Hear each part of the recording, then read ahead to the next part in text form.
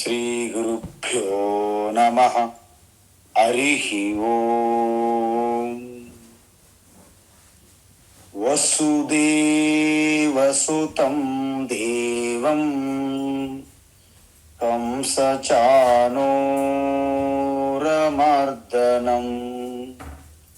దేవకీ పరమానందం కృష్ణం వందే జగద్గురుం.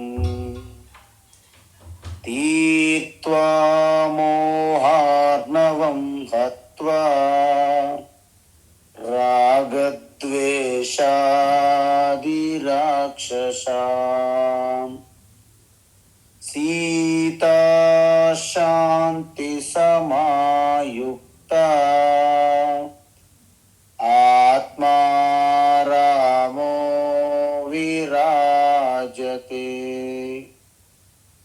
ఆత్మా రామో విరాజతే. ఆత్మస్వరూప బంధుగణ. ఇప్పుడు ఆసురీ సంపత్తి ఉన్నవారు ఎంతటి ధనధాన్యములు కలిగి ఉన్నప్పటికీ వారిలో ఉన్నటువంటి ఆ సంస్కార వాసనల ఆధారంగా వారు ఎటువంటి నడవడిక ప్రవృత్తి కలిగి ఉంటారు అనేది ఇప్పుడు భగవాన్ కొనసాగిస్తున్నారు. ఏంటి వారంతా ఎలా ఉంటారంటే,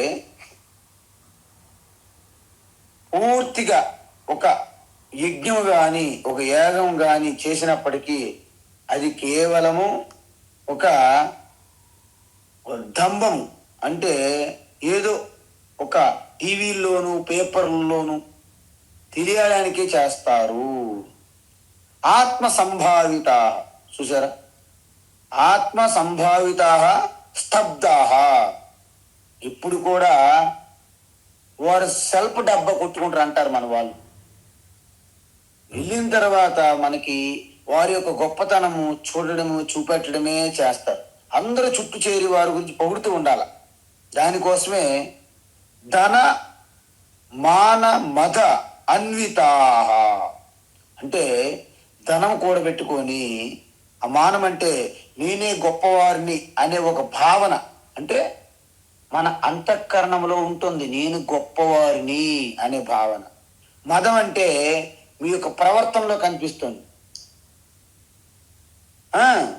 ఈ విధంగా అయితే దంబేనా, అంత దంభము దర్పముతో ఉంటుంది కాబట్టి అంత పైకి మొత్తం కనిపిస్తారు కాబట్టి అవిధి పూర్వకం. చూసారా, ఇక్కడ వారు విధి నియమాలు పెద్దగా పట్టించుకోరు. నిజానికి ఆ పురోహితులు పండితులు లాంటి ఎవరైతే యజ్ఞాలు చేస్తారో వాళ్ళు వీళ్ళకి భయపడతారు. ఎందుకంటే వీళ్ళు నిర్ణయిస్తారన్నమాట టైమింగ్స్ అన్ని. అంటే ధనము హోదా ఇచ్చినటువంటి ఆ గర్వము దర్పముతో వాళ్ళని ఎవ్వరూ వేలెత్తి చూపకూడదనమాట. తప్పంటని వీల్లేదు వాళ్ళకి. ఎందుకు, అసలు వారు ఎవరితోని మాట్లాడుతున్నప్పుడు వారు ఎవరిని మాట్లాడనివ్వరు. పోనీ వాళ్ళ దగ్గరికి ఎవరైనా సరే వచ్చి కొన్ని విషయాలు చెప్తారంటే వాళ్ళ దగ్గర రావడానికే భయపడతారు. అంటే స్వోత్కర్ష అంటారు. అంటే ఎప్పుడు చూడు ఆత్మస్థుతే, తనకు తాను ఆ స్తోత్రం చేస్తూ ఉండాలి. అందరూ ఆయన గురించి ఆయన చెప్పుకుంటారు. అయితే అలా ఉన్నవారు ఎలా ఉంటారు, శరీరములో కూడా మీకు నిష్ఠారుగా స్తంభంలా ఉంటారనమాట. పెద్దవాళ్ళు వచ్చారు, పూజనీయులు, మహాత్ములు ఏవి వంట పట్టవు. ఎందుకు, ఈ మదం అంటే అహంకారం, ఈ గర్వం, ఈ రెండు. అంటే మదానికి మానానికి మీకు చెప్పాను ఇప్పుడే. మానము అనేది లోపల ఉండే భావన, నేను గొప్పవాడిని, ఈ మానం. అమానిత్వం అందుకే అన్నారు మొదట. మదం అనేది మన యొక్క గర్వాన్ని ప్రదర్శించడం అనమాట. అంటే మన శరీరం యొక్క అవయవాల్లో కదలికల్లో మీకు తెలుస్తుంది ఎంత మదం ఎక్కారు అంటారు. చూసి వాడు అసలు వంగడనమాట. ఉపనిషత్తుల్లో ఉంటుంది, గురుకులంలో 12 సంవత్సరములు వేద విద్య అభ్యసించి శ్వేతకేతు ఇంటికి వచ్చాడు.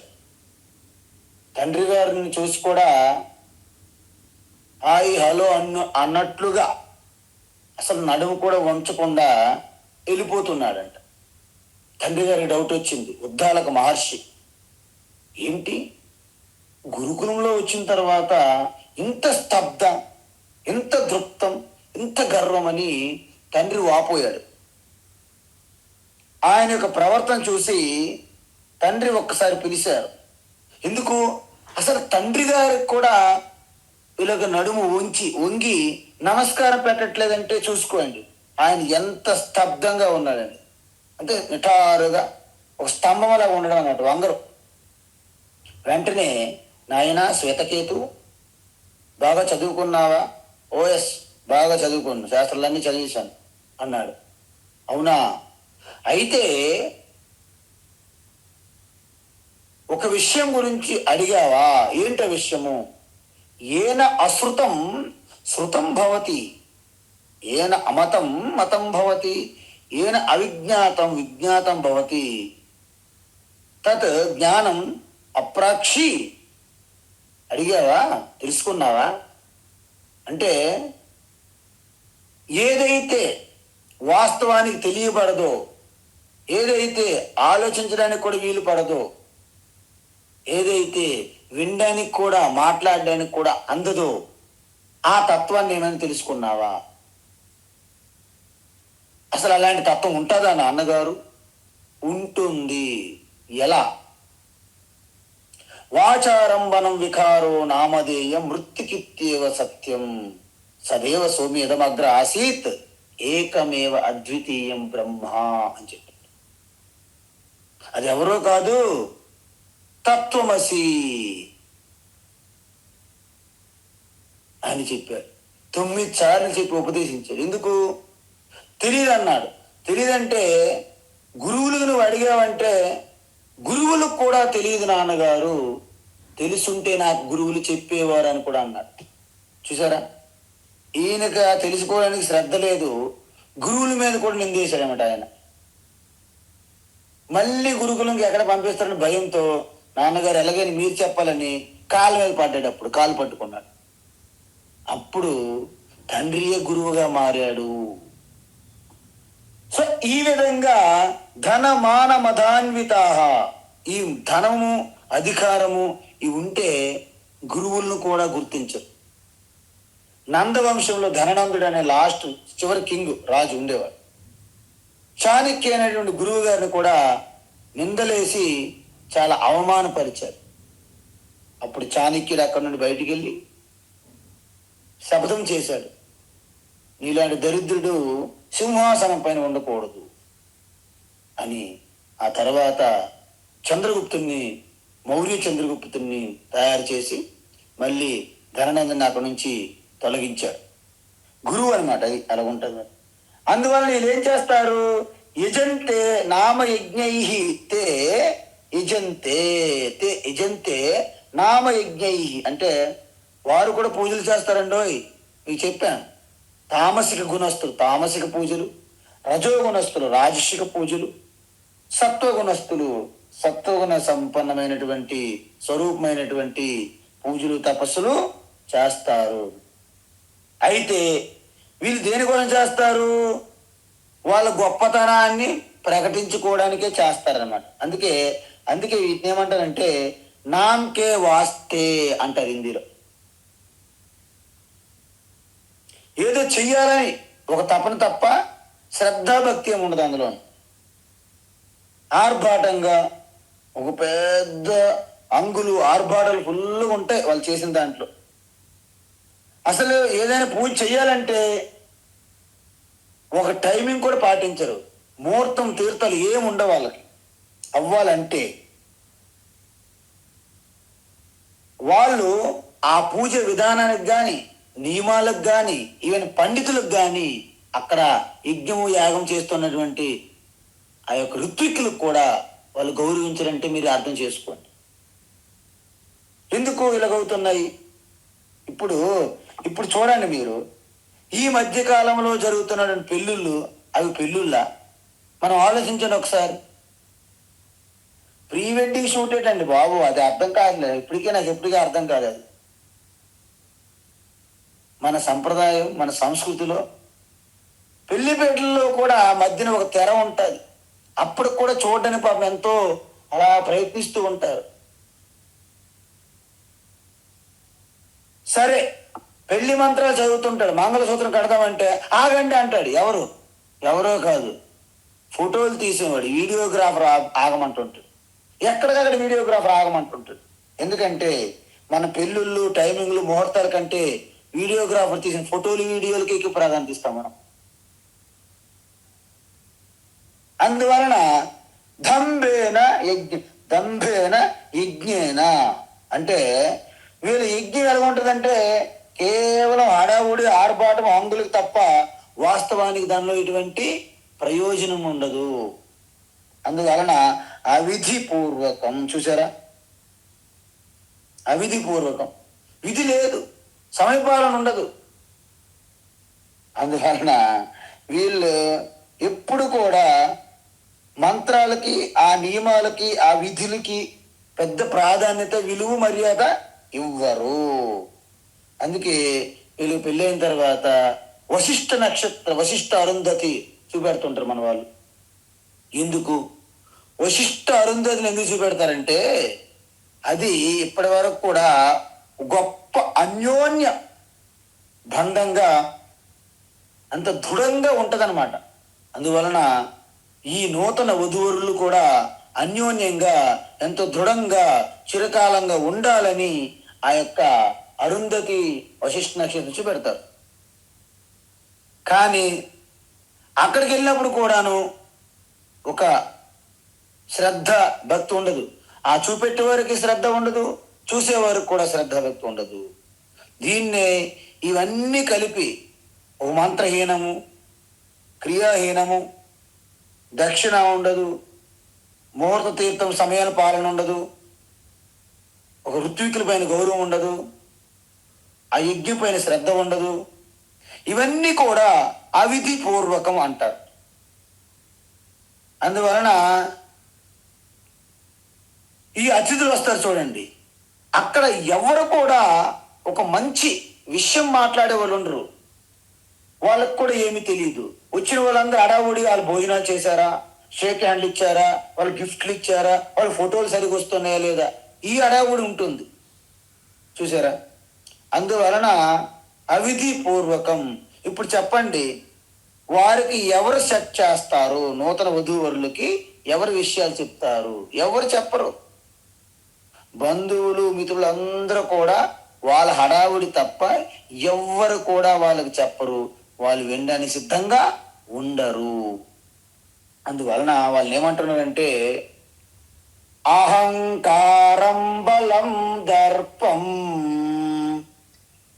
అహంకారం బలం దర్పం, అహంకారం బలం దర్పం, కామం క్రోధం చ సంశ్రితాః, కామం క్రోధం చ సంశ్రితాః, కామం క్రోధం చ సంశ్రితాః, మమాత్మ పరదేహేషు, మామాత్మ పరదేహేషు, మామాత్మ పరదేహేషు, ప్రద్విషంతోభ్యసూయకాః, ప్రద్విషంతోభ్యసూయకాః, ప్రద్విషంతోభ్యసూయకాః,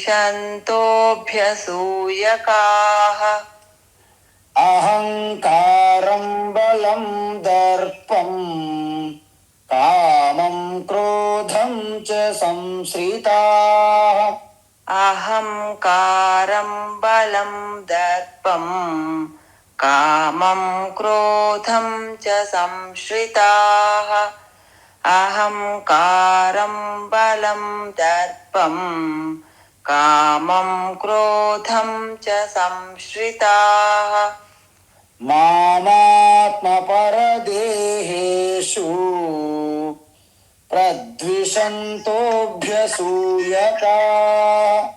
మామాత్మపరదేహేషు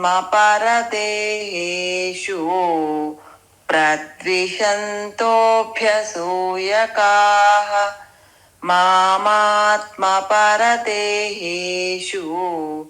ప్రద్విషन्तోऽభ్యसूयकाः. ఇక్కడ మామాత్మ ఉంది కదా, చాలా మంది పిల్లలు అడుగుతున్నారు మామ ఏంటండి అని. మామ కాదు అది, మాం ఆత్మ పరదేశు. మాం అంటే నన్ను, నేను అని అర్థం. మాం ఆత్మ పరదేహేషు, మామ అని కనిపిస్తుంటది మనకు. ఓకే, ఇప్పుడు ఏమంటున్నారంటే అహంకారం బలం దర్పం కామం క్రోధం చ సంశ్రితాః. అందువలన వారికి ఏదో తాత్కాలికంగా లాటరీ పరంగా వస్తాయి కొంతమందికి పదవులు. మీరు అందరూ చూడొచ్చు వర్తమాన కాలంలో ఎవరెవరు ఎటువంటి పెద్ద పెద్ద అధికారంలో ఉన్నారో వాళ్ళు ఎక్కడి నుండి ఎలా వచ్చారనేది మీరు ఒకసారి చూస్తే వారికి ఒక్కసారి వారిలో వచ్చినటువంటి అధికారము, ఆ ధనము, వాటి వలన వారికి ఇవన్నీ క్రమంగా వస్తే పర్వాలేదు, కానీ ఒక్కసారి వచ్చినప్పుడు వాటిని తట్టుకోలేరు. ఆ గర్వము, ఆ యొక్క అధికారం వచ్చినటువంటి పొగరు, అహంకారము, ఆ వారి యొక్క ఆ అత్యాశతో కూడినటువంటి కోరికలు, కోపము, అవే రాజ్యం వెళ్తుంటాయి, అదే అధికారం చలాయిస్తుంటాయి. మనకి ముందు వెనక అంతా కూడా ఒక క్వార్టరీగా అధికారం చలాయిస్తారు, దోపిడీ చేస్తారు. అందువలన వాళ్ళకి ఎప్పుడైతే గర్వం ఇంకా పెరుగుతూ ఉందో, అధికార బలం, అధికార దాహంతో వచ్చినటువంటి ఆ గర్వము, ఆ ధన మదము, దానివలన వాళ్ళు కంప్లీట్గా ఈ సంప్రదాయానికి, సంస్కృతికి, ఈ ధర్మం వైపు చిన్న చూపు చూసి వాళ్ళు కొత్త కొత్త వాళ్ళు క్రియేట్ చేస్తారన్నమాట వాళ్ళకు అనుకూలంగా. అంటే ఏంటి? ముఖ్యంగా మనం చూసాం, ఓం నమో హిరణ్యాయ, ఓం నమో హిరణ్యాయ, ఓం నమో నారాయణాయ అంటే ఒప్పుకోడు ఆయన. ఓం నమో నారాయణాయ అన్నా, ఓం నమో హిరణ్యాయ, ఓం నమో హిరణ్యాయ అని క్రియేట్ చేస్తారు. అంటే ఏంటి? ఇక నారాయణ ప్లేస్లో నేనే నారాయణ, కోన్యో సదృశోమయ, అహం ఆద్య బలవాన్ అహమస్మి, ఈశ్వరోహం సిద్ధోహం భోగి అహం సుఖి అంటుంటాడు అనమాట. ఎందుకు? ఈ ధన గర్వ మదంతో వాళ్ళకి భూమి భూలోకము ఏమి కనిపించదు. అందువలన వాళ్ళు మెల్లగా క్రమంగా ఏం చేస్తారంటే సనాతన ధర్మం అనేది ఇది వేస్ట్, వ్యర్థం, ఇది డెంగ్యూ మలేరియా అని పలుకులు కూడా అవాకులు చవాకులు పలుకుతారన్నమాట. ఈ మధ్య మీరు చూసారు తమిళనాడులో ఇలాంటి వాళ్ళు చాలా ఎక్కువ ఉంటారన్నమాట. వాళ్ళు ఇలాగే మాట్లాడుతుంటారు అంతే. అందువలన పేరు మాత్రం రామ పెట్టుకుంటారు, రామారావు, రామస్వామి పెట్టుకుంటారు, కానీ రాముడంటే ద్వేషం చూపెడతారు. అది విచిత్రం అన్నమాట. అందువలన ఇప్పుడు మా ప్రద్విషంత, చూసారా, మా ప్రద్విషంత, వారు నన్ను ద్వేషించడము అంటే ఈశ్వరుని ద్వేషించడమే కాదు, ఆ ఈశ్వరుని ఎలా ద్వేషిస్తారు? ఇప్పుడు మా ప్రద్విషంత అంటే ఈశ్వరుని ద్వేషిస్తారని చెప్పారు కదా. ఈశ్వరు ద్వేషించిన ఈశ్వరు ఎక్కడ ఉన్నారు? మనకి ఇంతకుముందు చూసాం, క్షేత్రజ్ఞం చాపి మాం విద్ధి సర్వక్షేత్రేషు భారత, అహమాత్మా గుడాకేశ సర్వభూతాశయ స్థితః, సమం సర్వేషు భూతేషు తిష్టంతం పరమేశ్వరం. సకల ప్రాణుల్లో సమానంగా ఉన్న ఈశ్వరుణ్ణి వీళ్ళు ద్వేషిస్తారు. ఎలాగా? ఆత్మ పరదేహేషు అంటే వాళ్ళలో కూడా నేనే ఉన్నాను, ఇక మిగతా ప్రాణులన్నింటిలో కూడాను నేనే ఉన్నాను.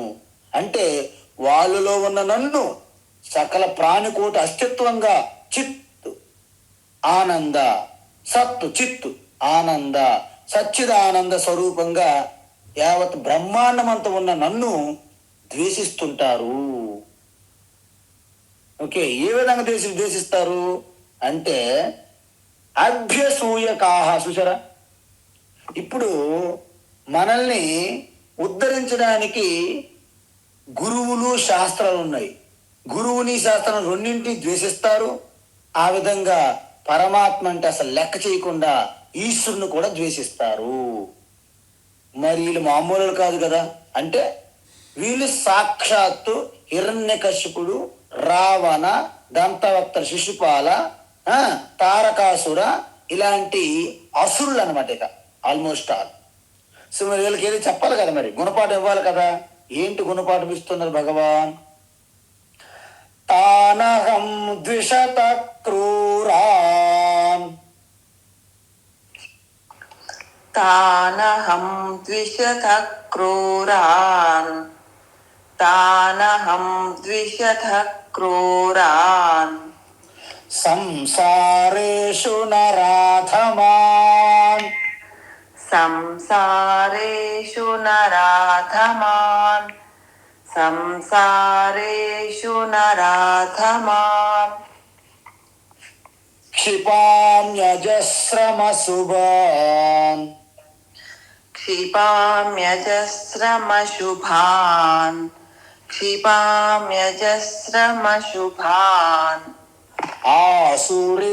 ఆసురీష్వేవ యోనిషు, ఆసురీష్వేవ యోనిషు, ఆసురీష్వేవ యోనిషు, తానహం ద్విషతః క్రూరాన్, సంసారేషు నరాధమాన్, తానహం ద్విషత క్రూరాన్, సంసారేషు నరాధమాన్, తానహం ద్విషత క్రూరాన్, సంసారేషు నరాధమాన్, క్షిపామ్యజస్రమశుభాన్, ఆసురీష్వేవ యోనిషు, క్షిపామ్యజస్రమశుభాన్, ఆసురీష్వేవ యోనిషు, క్షిపామ్యజస్రమశుభాన్, ఆసురీష్వేవ యోనిషు.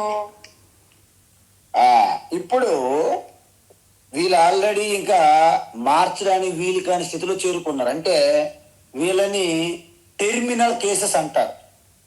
మీరు ఒకసారి చూడండి, మనకు వ్యాధి అంటే రోగం వచ్చినప్పుడు కూడా ముందు ప్రికాషన్స్ ఉంటాయి. అంటే ఇప్పుడు కూడా ఆ రోగం వచ్చే ముందు మన ప్రికాషన్ తీసుకోమంటారు. అందువలన అవి మనం తీసుకునే టైం అయిపోయింది. పోనీ ట్రీట్ చేయడానికి ట్రీట్మెంట్ ప్రారంభిస్తారు. దాని టైం కూడా మించిన తర్వాత ఎటువంటి ట్రీట్మెంట్ కూడా ఇంకా పని చేయదు. అందువలన దాన్ని టెర్మినల్ కేస్ అంటారు. అంటే ఇక మన ఈశ్వరుని ప్రార్థన తప్ప ఏమీ చెయ్యలేము అంటారు. డాక్టర్ స్వయంగా అంటాడు. అందువలన వీళ్ళ పరిస్థితి కూడా అలాగే ఉంది. అంటే వీళ్ళక ఆల్మోస్ట్ ఆల్ పైకి చేరిపోయారు. అయితే ఇంతకీ మీరు ఒకటి గమనించాలి. ఏంటి గమనించాలంటే, వీళ్ళు ఎటువంటి కోరికలతో ఉంటారు జనరల్గా అంటే వీళ్ళకి ఆధ్యాత్మికత ఒకటి ఉన్నది. అంటే శరీరం మరణించిన తర్వాత నేను ఉంటాను, మళ్ళీ పుడతాను అనే దాని మీద కూడా వీళ్ళకి నమ్మకం లేదు. అందువలనే వీళ్ళకి ఎప్పుడు కూడా ఈ ప్రజెంట్ వర్తమానములో ఉన్నటువంటి భోగములు, లౌకిక విషయములు, ఈ యొక్క కంఫర్ట్స్ ఏవైతే ఉన్నాయో, ఈ సదుపాయాలు, వీటికే ప్రాధాన్యత ఇస్తారు. కాబట్టి బయటికి కనిపించినటువంటి ఆ యొక్క తత్వము, సత్యం వైపు వీళ్ళకి దృష్టి ఉండదు. అందువలన వీళ్ళేమంటారు, ప్రతి ఒక్కటిని కూడా ద్వేషిస్తారనమాట. అందువలన ఇప్పుడు చూడండి, వాళ్ళకి మీరు బొట్టు పెట్టుకుంటే అస్సలు మీ మీద ఒక రకంగా చూస్తారు. ఒకవేళ మీరు మంచిగా చీర కట్టుకొని, జుట్టు కట్టుకొని, బొట్టు పెట్టుకొని అలా బయటకు కనిపిస్తే ప్రమాదం. వీళ్ళు ఇంక మారరండి. వీళ్ళు చాలా పురాతనమైన సంస్కృతిలో ఉంటారు. వీళ్ళు ఎడ్యుకేట్ అవ్వరండి. వీళ్ళు మోడర్న్ సొసైటీలోకి రాలేరండి. వీళ్ళకి ఫ్యాషన్ తెలియదండి, వీళ్ళకి టెక్నాలజీ తెలియదండి అని ఈ విధంగా నిందలు మాట్లాడుతుంటారు అన్నమాట. చాలా పౌరుషంగా మాట్లాడు. అంటే ఇప్పుడు చూడండి, మీరు ఏ ఆఫీసులో అయినా, ఏ బజార్లో అయినా, ఎక్కడ చూసినా ఏది ఫ్యాషను అంటే సగం బట్టలు ధరించడము, జుట్టు ఇలా విరబూసుకోవడము, బొట్టు పెట్టుకోకపోవడము, ఇలా ఉంటే ఫ్యాషన్. వాటికి మన శాస్త్రం ఏం చెప్పారు? ఒక శూర్పణఖ, ఒక తాటకి ఇలాగ చెప్పారు వాళ్ళని, ఒక మందర వీళ్ళని చెప్పారు. కానీ ఈ ప్రపంచములో అసలు పసుపు రాసుకుంటేనే చాలా మంది నవ్వుతుంటారు బయటికి. పసుపు రాసుకుంటాను, బొట్టు పెట్టుకుంటాను. అసలు మగపిల్లలు ఆడపిల్లలు ఈ మధ్యకాలంలో ఇంటిలో ఎవరైనా సరే బలవంతం చేసినప్పటికీ బయటికి వెళ్ళి బొట్టు తుడిచేస్తున్నారు. ఎందుకంటే హేళన చేస్తున్నారు. బొట్టు పెట్టుకున్నాడు అని. అందువలన వీళ్ళంతా ఏమిటి, అసలు బొట్టు వరకే లేదు, ఇంకా పలైనటువంటి ధర్మము, మతము, దేవుడు, దేవత అంటే వాళ్ళు ఎంత అవహేళన చేస్తారు. అందుకే వారు ప్రతి ఒక్కరిని, అసలు మన పేర్లు కూడా చూడండి, ఒకప్పుడు మనం ఎంత మంచి పేర్లు పెట్టేవాళ్ళండి. రామకృష్ణ, శివకుమార్, మహాలక్ష్మి, మీనాక్షి, విశాలాక్షి ఇలాంటి పేర్లు పెడితే ఇప్పుడు బంటి, పింకు, చింటూ ఏ పేర్లు పెడుతున్నారో మనకి అర్థం కాదు. చూసారా ఎంత దారుణం. అంటే అది కూడా ఒకవేళ మీరు ఏదైనా సరే కృష్ణారావు, రామారావు పెడితే అవి కూడా నవ్వుతుంటారన్నమాట.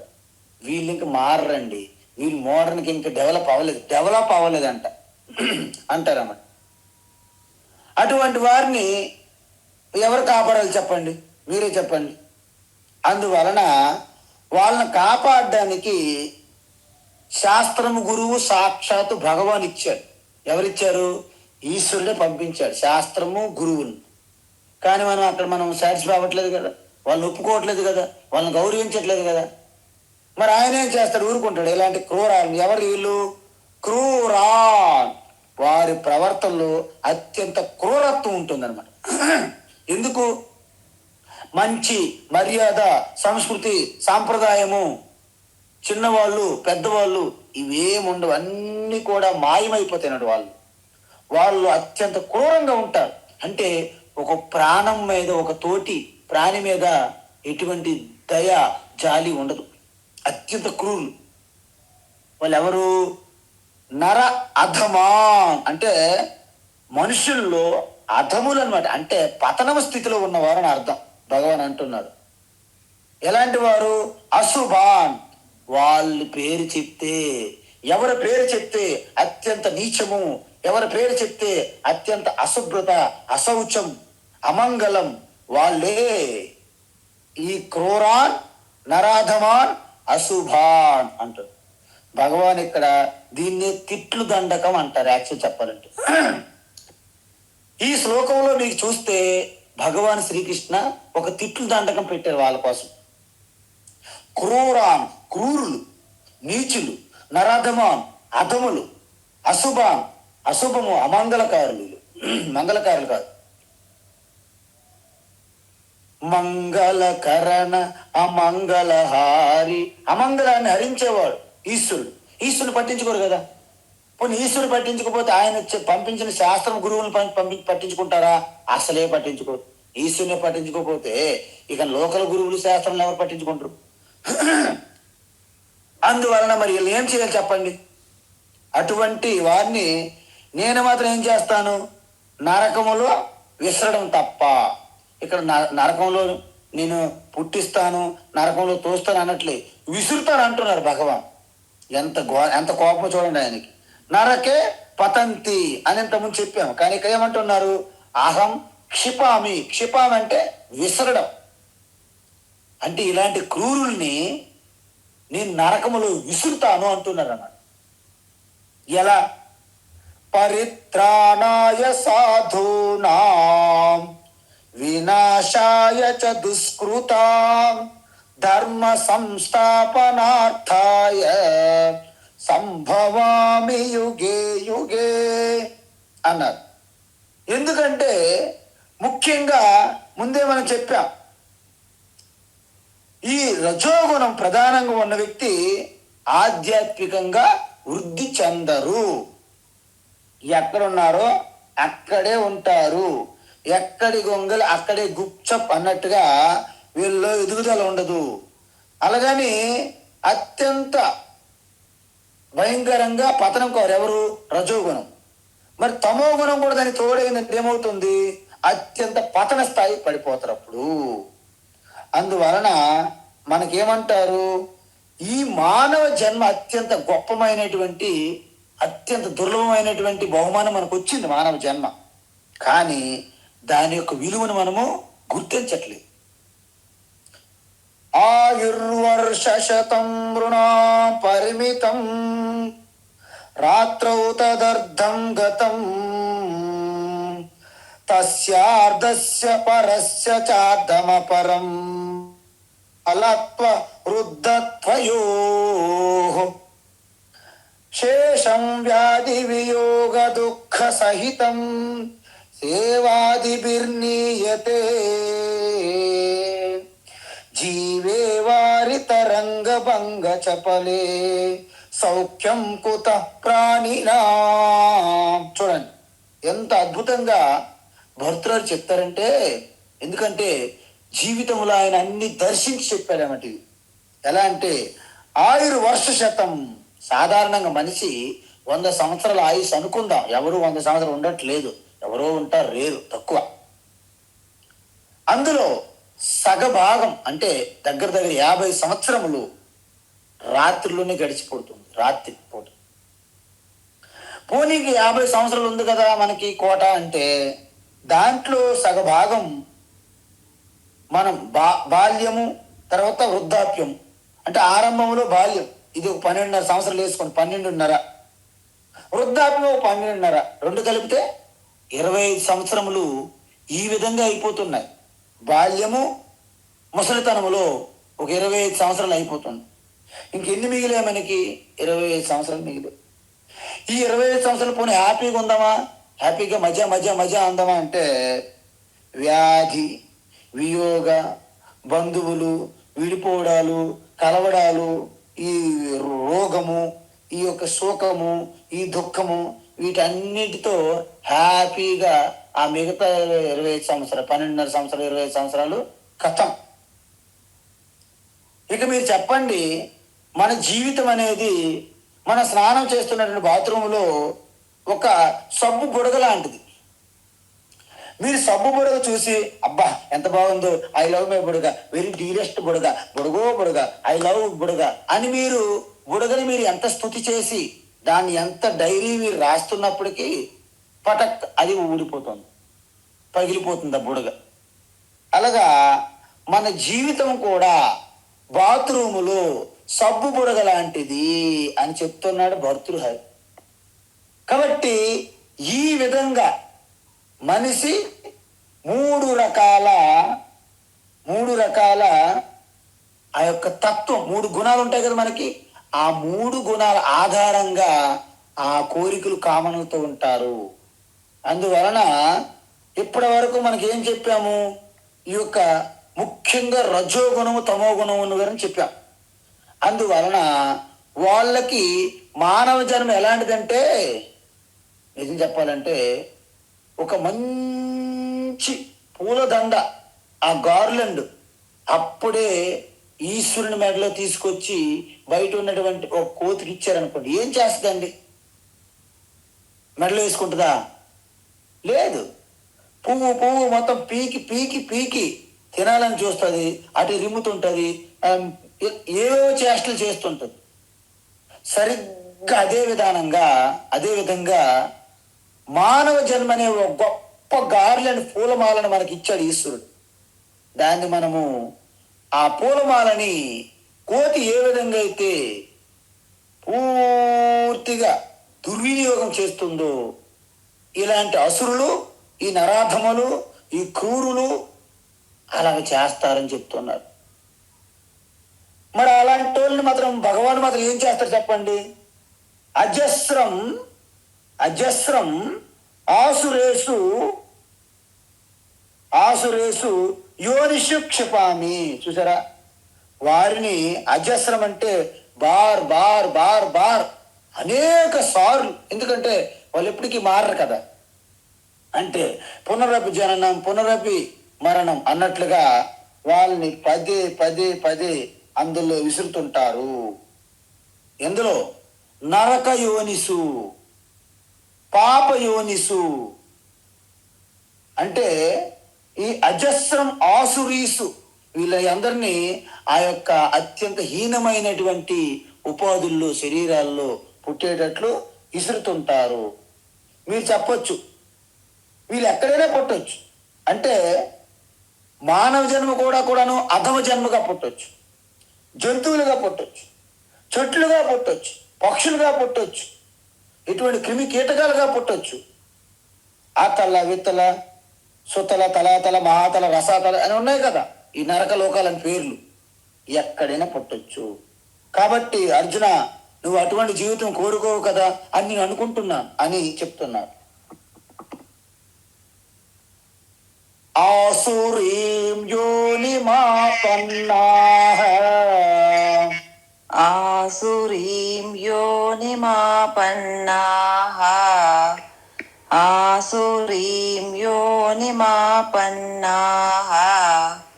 మూఢా జన్మని జన్మని మూఢా జన్మని జన్మని మూఢా జన్మని జన్మని మామ ప్రాప్యైవ కౌంతేయ మామ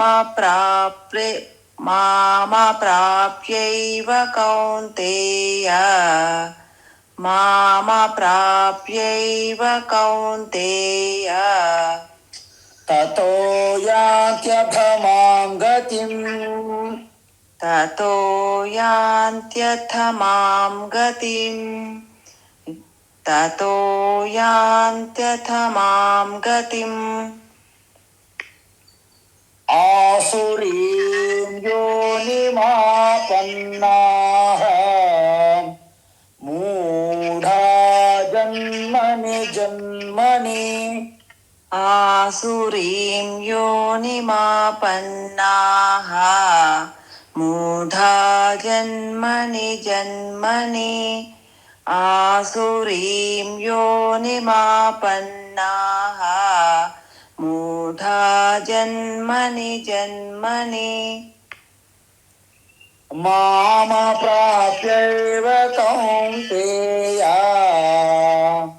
తతో యాంత్యధమాం గతిం మామ ప్రాప్యైవ కౌంతేయ తతో యాంత్యథమాం గతిం మామ ప్రాప్యైవ కౌంతేయ తతో యాంత్యథమాం గతిం.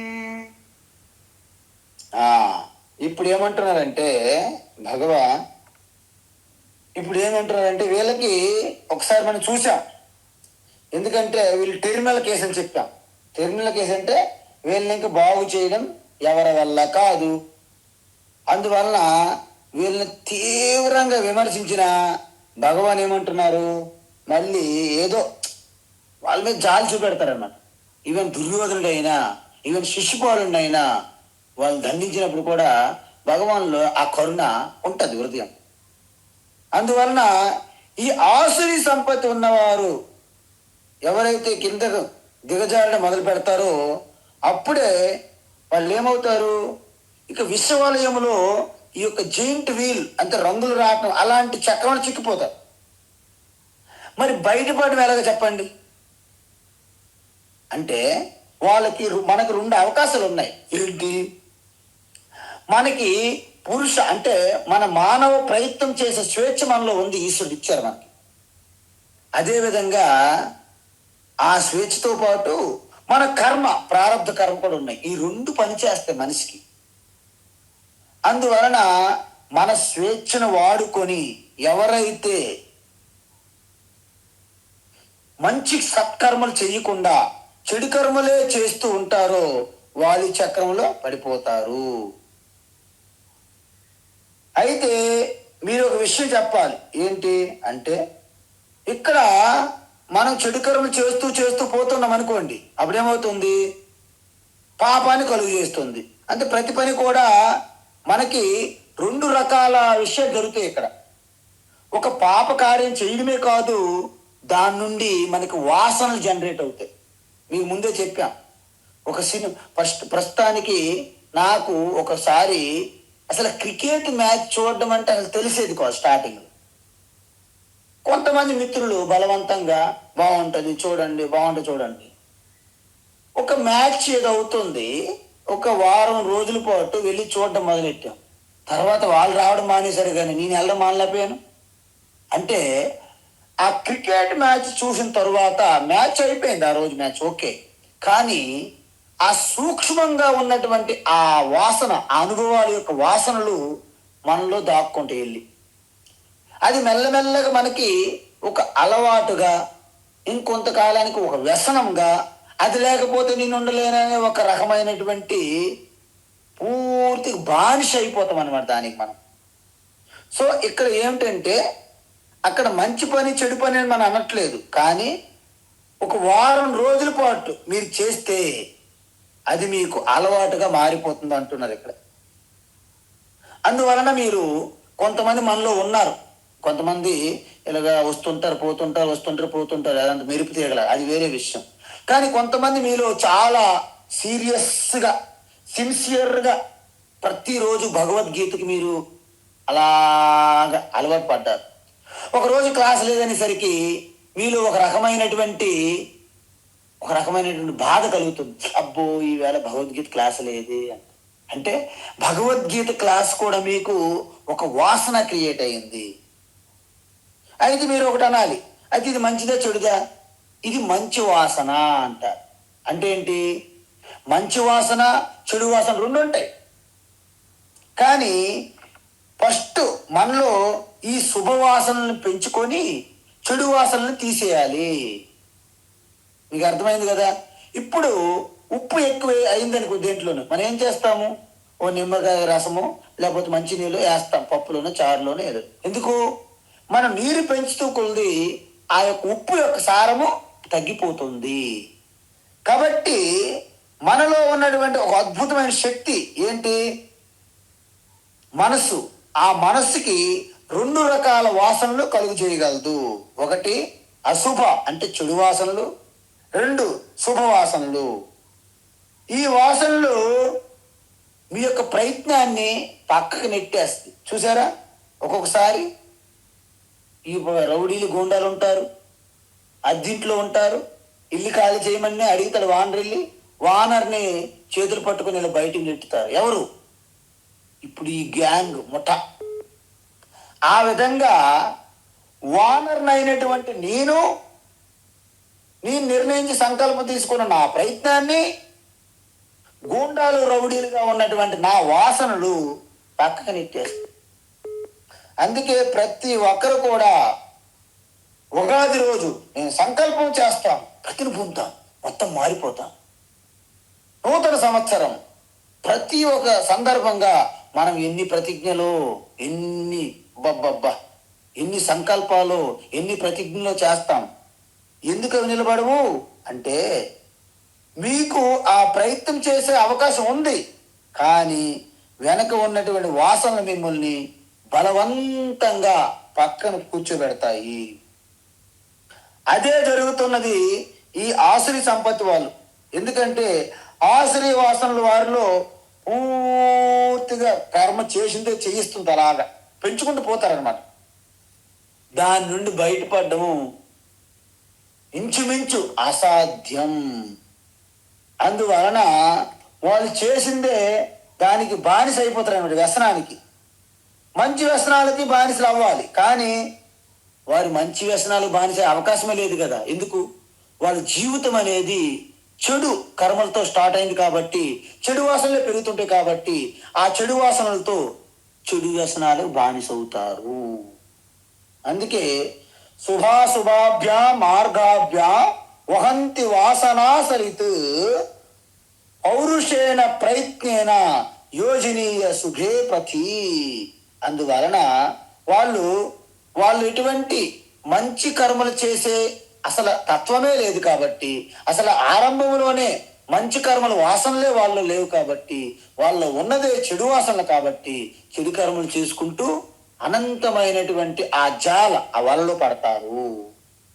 అప్పుడేమవుతుంది? ఆసురీం యోనిమాపన్నాః. ఆ ఆసురి సంపత్తి ఉన్నవారు మళ్ళీ చెడు వాసనలు చేసుకుంటూ, చెడు కర్మలు చేసుకుంటూ, చెడు వాసనలో జీవిస్తూ మళ్ళీ చనిపోయిన తర్వాత మళ్ళీ ఎక్కడ పుడతారు? వాళ్ళ అటువంటి పాపయోనిసు అంటే ఆసురి శరీరాన్నే మళ్ళీ పొందుతారు.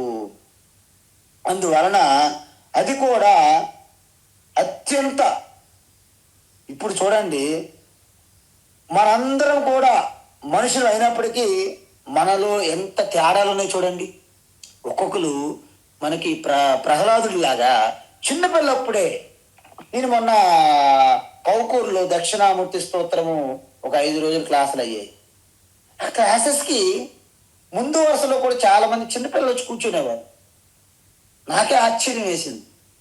ఎందుకంటే వాళ్ళ వాసనలు, పూర్వజన్మ సంస్కారము, ఆ పూర్వజన్మ యొక్క వాసనలు ఉన్నాయి కాబట్టి ఆ టెంపుల్కి వచ్చి మనం 1.5 గంటలు చెప్తున్నటువంటి ఆ ప్రవచనాన్ని అసలు విన్నారో అర్థం చేసుకున్నారో పక్కన పెట్టండి, 1.5 గంటల పాటు చిన్నపిల్లలు వచ్చి కూర్చున్నారంటే వాళ్ళకి పూర్వజన్మ వాసనలు చూడండి ఎంత మంచి వాసనలు. అందువలన ముందు అలాంటి వాసనలు ఉంటేనే మనకు అక్కడ లాగుతుంది అయస్కాంతం లాగా ఆరోగ్యం అని చెప్పారు భగవాన్. తత్ర తం బుద్ధి సంయోగం లభతే పౌర్వదేహికం అన్నారు. అనేక జన్మ సంసిద్ధ తతో యాతి పరాంగతిం అని చెప్పారు. అందువలన పూర్వజన్మ పుణ్యపాపాలే కాదు, వాసనలు కూడా ఈ జన్మలోకి వస్తాయి. మనమేమనుకుంటాము? పూర్వజన్మ పుణ్యపాపాలు అనుభవించడానికి నాకు ప్రారంభకరం వచ్చింది అంటాం మనం. కానీ శాస్త్రం ఏం చెప్తుంది? తం విద్యా కర్మని సమన్వారభేతే పూర్వ ప్రజ్ఞాచ. అంటే మీ సుఖ దుఃఖాలకు కారణమైన పుణ్యపాపాలతో పాటు ఆ వాసనలు కూడా వస్తాయి జన్మలో. దాన్నే పూర్వ ప్రజ్ఞ అని చెప్పారు శాస్త్రం. బృహదారణ్యక ఉపనిషత్తులో ఇది చెప్పడం జరిగింది.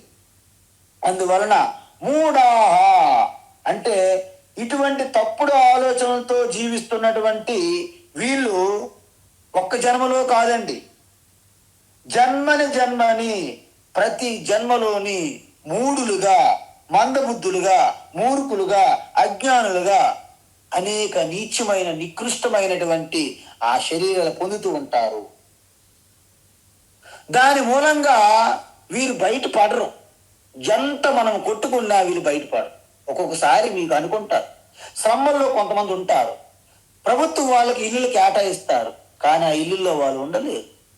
రెంట్లకు ఇస్తారు, లేకపోతే అమ్ముకుంటారు. వాళ్ళు ఎక్కడ ఉంటారు? మళ్ళీ ఆ టెంట్లు వేసుకొని ఆ వాసన, ఆ చుట్టూ వాతావరణము, మనము ఒక క్షణం పాటు ఆ రోడ్లు వెళ్ళాలంటే మనం ఉండలేము, ముక్కు మూసుకుంటాం.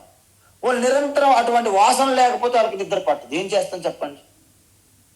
ఒక చిన్న విషయం, ఇంతకుముందు మీకు చెప్పానో లేదో తెలియదు నాకు.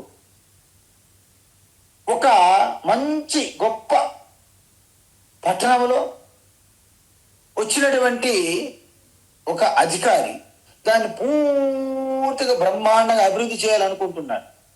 ఒకసారి ఒక రాజు అనుకోండి, పోని రాజు వెళ్తుంటే ఒక బాలుడు అవన్నీ చూసి అబ్బో అవింటి బాగున్ను అనే ఒక దృక్పథం దృష్టితో కోరుకుంటున్నాడు మానసికంగా.